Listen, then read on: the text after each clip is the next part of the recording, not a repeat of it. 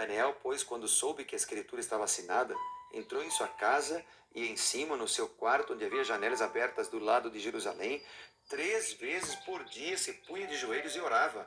Dava graças diante de Deus, como Rei Dario vive eternamente. E aí, verso 7, eles mencionam, com a lei dos medos e persas, que não podia se revogar. Eles estavam mentindo aqui. Todos os presidentes, todos os sátrapas. Daniel foi excluído. Uma conspiração por trás para levar Daniel a pecar.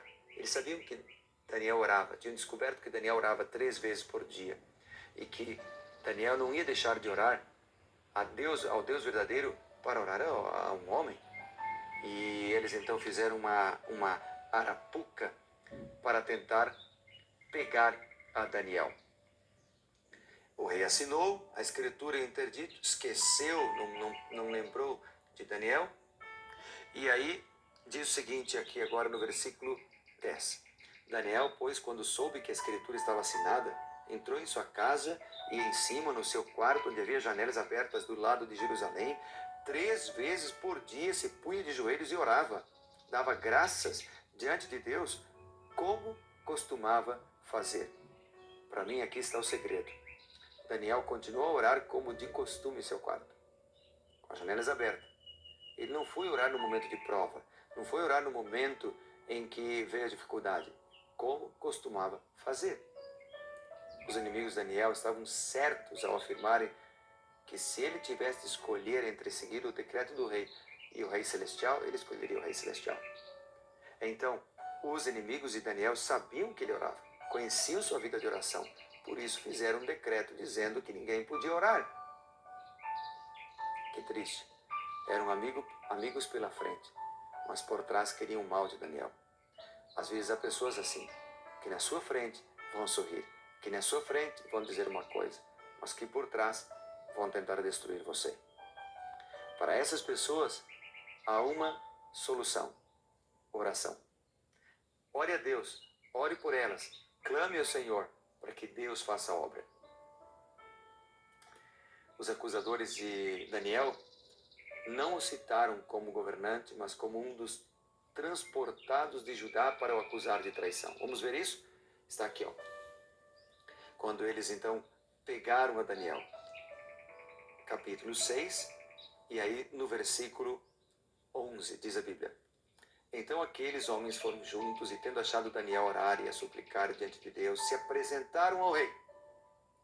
E a respeito do interdito real lhe disseram: não assinaste o interdito de que por espaço de 30 dias todo homem que fizesse uma petição a qualquer Deus ou a qualquer homem que não a ti fosse lançado na cova dos leões?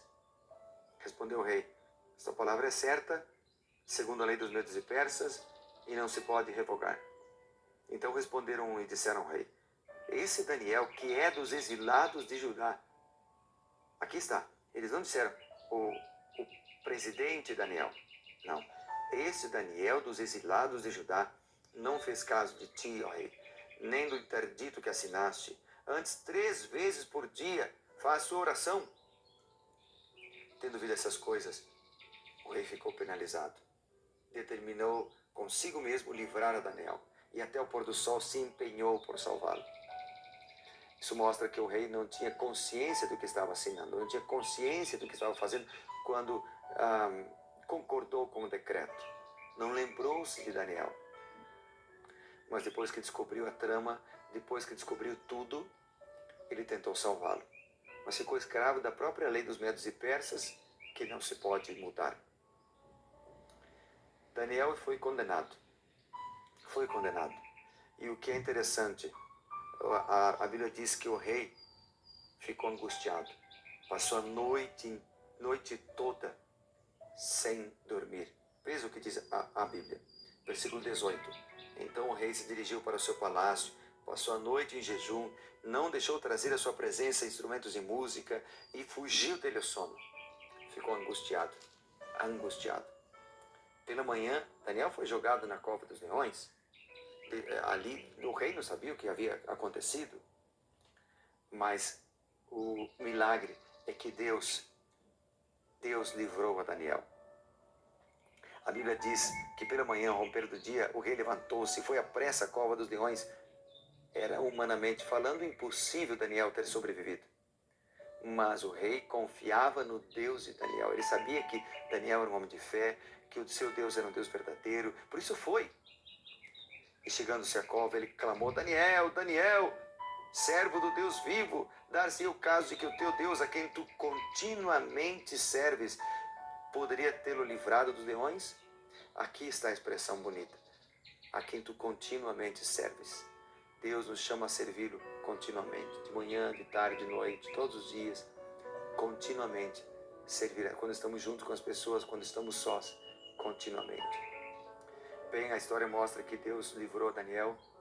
Daniel saiu da cova dos leões ileso, e o rei mandou condenar a todos que o acusaram, inclusive as suas famílias. É interessante que a condenação foi para as famílias também, porque era comum naquele tempo, entre os caldeus, considerar a culpa coletiva. Então todos foram condenados. E o rei agora fez um outro decreto, provavelmente depois que passou os 30 dias, ele fez um decreto, versículo 26, pelo qual em todo o domínio do meu reino os homens tremam e temam perante o Deus de Daniel, porque ele é o Deus vivo, ele permanece para sempre, o seu reino não será destruído, o seu domínio não terá fim, ele livra e salva, ele faz sinais e maravilhas no céu e na terra, e foi ele quem livrou Daniel do poder da boca dos leões. Amém e amém.